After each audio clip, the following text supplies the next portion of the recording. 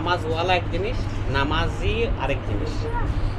যিনি নামাজ আনায়ন করেছেন তিনি হলেন নামাজওয়ালা। আর যিনি রীতিমতে নামাজ পড়ে, আল্লাহর উপরে ভয় রাখে, আল্লাহর কাছে নত স্বীকার করে, দুনিয়ার থেকে সম্পূর্ণ বিমুখ হয়ে আল্লাহমুখী হয়ে যায়, সমস্ত অশ্লীল কর্ম থেকে দূরত্ব হয়ে যায়, তাকে বলে নামাজ। তো সব নামাজি কাছে জান্নাতের চাবি আসবে, কিছু কিছু নামাজির কাছে জাহান্নামের চাবিও আসবে। এই জন্য নামাজ পড়ার আগে নামাজের মত হেকমত বুঝতে হবে। নামাজের অর্থ হলো আল্লাহর কাছে নত হওয়া, আল্লাহর কাছে নত হওয়া, আত্মসমর্পণ করা, মাথা নত করা, যা আল্লাহ পাক রব্বুল আলামিন আদমের মাধ্যম দিয়ে, ফেরেশতার মাধ্যম দিয়ে, আদমের ফেরেশতার মাধ্যম দিয়ে শিখিয়ে দিয়েছে। ওই ধারা অনুযায়ী যদি আমরা আসি তাহলে আমাদেরকে প্রথমে কি করতে হবে? নবী মানতে হবে। নবী যদি মানা না হয় তাহলে নামাজ হবে না। আর নবীর কলমা পড়েছি, নবী মানিয়েছি, এটা হবে না। নবী কলমা পড়ানো, যেখানে কলমা পড়াইয়া জীবনের সমস্ত গুনাহ আল্লাহ মাফ করায় দিতে পারে, সেই নবী, সেই রাসূল, সেই অলি সত্য। সেই অলির গণের মাধ্যম দিয়ে হলো আল্লাহর সাথে সম্পর্ক এবং আত্মসমর্পণ। যতক্ষণ পর্যন্ত নবী ও অলিগণের সাথে সম্পর্ক হবে না, ততক্ষণ পর্যন্ত নামাজ পড়ে যাব মানুষকে দেখাইতে। ছেলে মেয়ে বিয়ের উপযুক্ত হয়েছে, এখন বিয়ে দিতে হবে, বিয়ে করাইতে হবে, পাড়াপড়শি বলবে বাপটা অনেক ভালো, মেয়েটাও ভালো হবে বা ছেলেটাও ভালো হবে। নামাজি আর নামাজিরে খোঁজে। তো বাপ যদি নামাজি হয়, জিও নামাজি হবে। এরকম অনেক নামাজি আছে, শ্বশুর বাড়ি যাইয়া, সংসারে যাইয়া শাশুড়ির উপরে ঝাড়ু ধরে, আছে না নাই? অনেক অনেক নামাজি খুব নামাজ পড়ে, কিন্তু অবশেষে দেখা গেছে ননদের থেকে শুরু করে শাশুড়ি পর্যন্ত ঝাড়ু ধরে। তার মানে ক্ষমতা বেশি, তাদের সামাজিকতার ক্ষমতা বেশি, টাকা পয়সা বেশি, কিন্তু নামাজ পড়ছে। আসলে সেখানে নামাজওয়ালার সাথে সম্পর্ক নাই। নামাজওয়ালার সাথে সম্পর্ক করতে নারী আর পুরুষ নাই, সবার জন্য সমান। আল্লাহ যেমন সমান, নামাজওয়ালার সাথে সম্পর্ক করা এটাও একই বিধান। এখন নামাজি কে, নামাজওয়ালা কে, এটা আমাদেরকে চিন্তা করতে হবে। যে সব সময় রাসূলের প্রেমে কাঁদে, রীতিমতে আল্লাহকে স্মরণ করে, তাকে নামাজি বলে। ইয়া মুরসাল্লিন আল্লাযিনা হুম আন সালাতিহিম দায়িমুন, বলছে প্রকৃতি নামাজি তারা যারা দায়বী সালাত আদায় করে। দায়বী সালাত যারা আদায় করে তারাই হলো প্রকৃতি নামাজি। তাদের দুনিয়াতে কোনো ভয় নাই, আখিরাতে কোনো ভয় নেই, কারণ তাদের ভিতর কোনো অশ্লীল কর্ম নাই। আর দায়বী সালাত সবাই করতে পারে না। দায়বী সালাতে যুক্ত হইতে হলে দায়বী সালাতওয়ালার সাথে সম্পর্ক করতে হবে। দায়বী সালাতওয়ালা কারা? যারা আল্লাহর বন্ধু, কখনো নবীগণ, কখনো অলিগণ। তাদের সাথে সম্পর্ক ছাড়া দায়বী সালাতে যুক্ত হওয়া যাবে না। দায়বী সালাতের অপর নাম হলো মুরাকাবার নামাজ বা হুজুরি কাবার নামাজ। মুরাকাবার নামাজ, হুজুরি কাবার নামাজ সবার মাধ্যম দিয়ে এটা হুকুম জারি হয়নি। পিরানি সবাই করতে পারবে, কিন্তু দায়বী সালাত বা মুরাকাবার নামাজ সবাই পড়াইতে পারবে না। এই জন্যে যারা পড়াইতে পারবে না তাদের জন্য নামাজের একটা ইখতিহার আছে, তুমি এটা করো।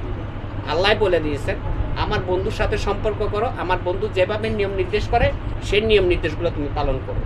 এর মাধ্যম দিয়ে হলো আল্লাহকে স্মরণ করা ও ভয় করা, আল্লাহর কাছে নত স্বীকার করা।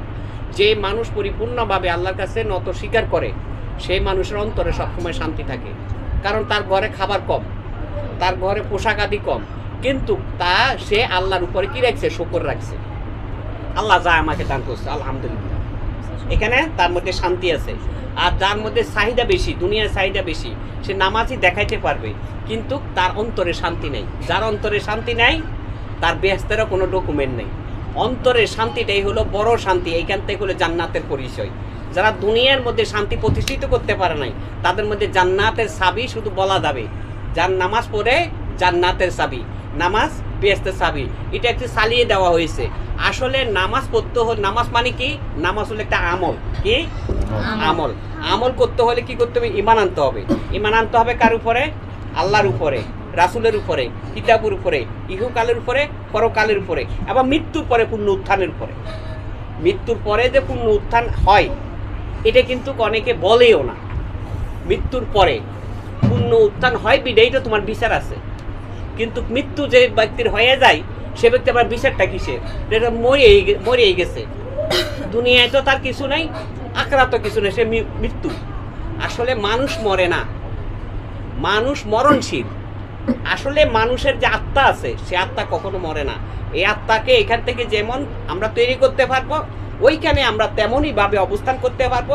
ওইখানে অবস্থান করলে বুঝতেই পারবো না, আমাদেরকে আল্লাহ পাক এটা জানাবেনই না যে আমি কই আছি। আমি মনে করবো যে কি আমি সবার সাথে আছি, তো ভালোই আছি। কিন্তু মৃত্যুর যে একটা সময়, মৃত্যুর যে একটা স্বাদ, এটা প্রত্যেককে গ্রহণ করতে হবে। প্রত্যেককে মৃত্যুর স্বাদ গ্রহণ করতে হবে। মৃত্যুর স্বাদের অপর নাম হলো আমি দুনিয়ার সাথে যা কর্ম করেছি এই কর্মের ফলাফল আমি ভোগ করলাম।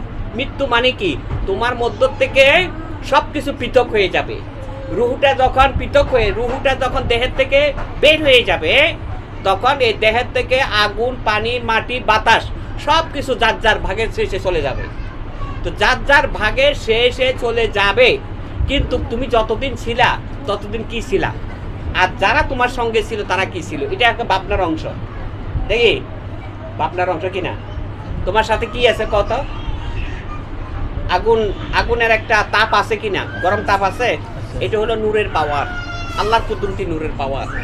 মাটি একটা অংশ আছে, বাতাস একটা অংশ আছে, পানির একটা অংশ আছে।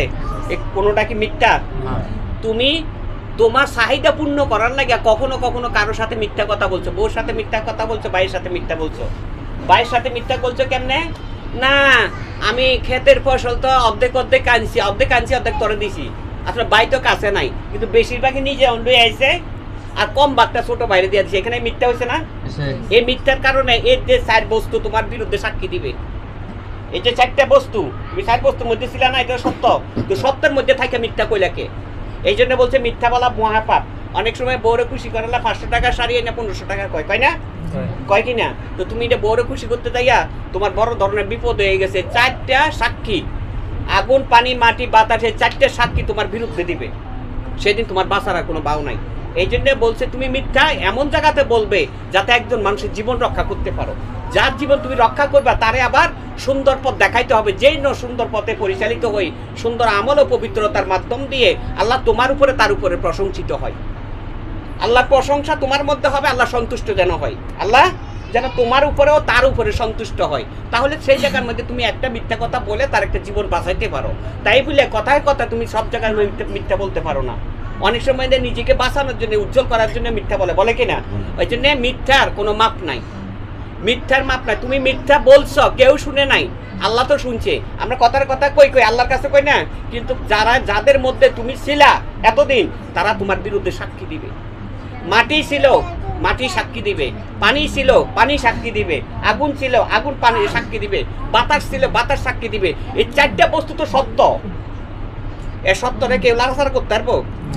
এই জন্য বলা হয়েছে নামাজ পড়া বড় বিষয়ই নয়, নামাজের হিকমত বুঝতে হবে।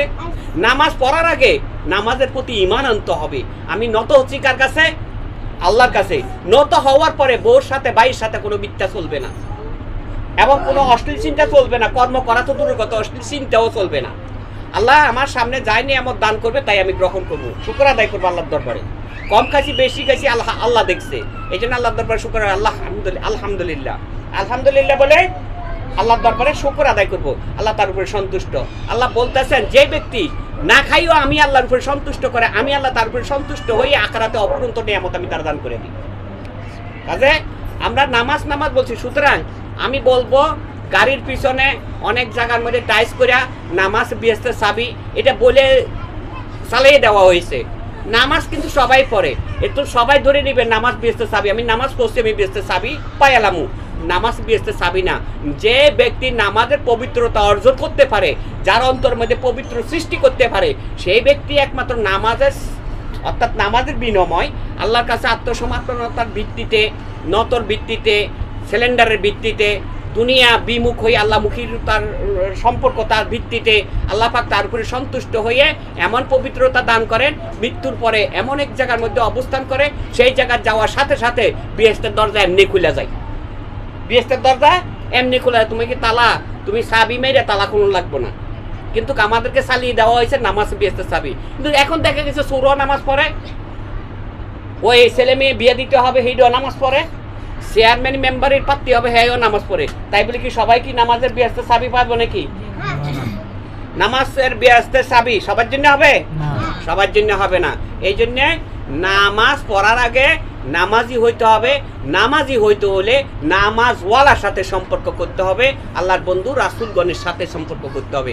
তাহলে তার দুনিয়ার নামাজ, দুনিয়াতে যা কর্ম করা হয় নেক কর্ম, সেই নেক কর্মগুলো আল্লাহ পছন্দ করবেন, কবুল করে নেবেন তার বন্ধুর খাতিলে। আর বন্ধুর সাথে যদি সম্পর্ক না হয় এটা বাসমর হয়ে থাকবে।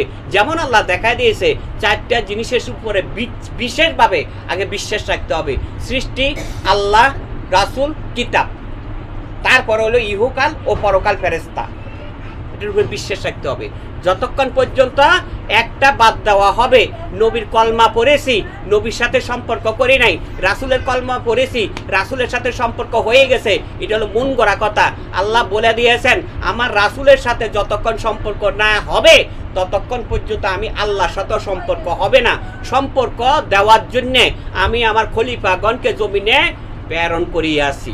আল্লাহ দয়া করুক সকলের উপরে, আমরা যেন বুঝিয়া আমল করতে পারি। নিশ্চয়ই এই আমল আমাদেরকে পরকালে আলোকিত দান করবেন, আর শান্তির জগৎ আমরা বসত করতে পারবো। পরকালের শান্তির স্থানে পৌঁছার আগে দুনিয়ার মধ্যে থাকি আমার অন্তরে শান্তি প্রতিষ্ঠিত করতে হবে। আল্লাহ সকলের উপরে রহমত দয়া করুক, সকলের প্রতি সালাম।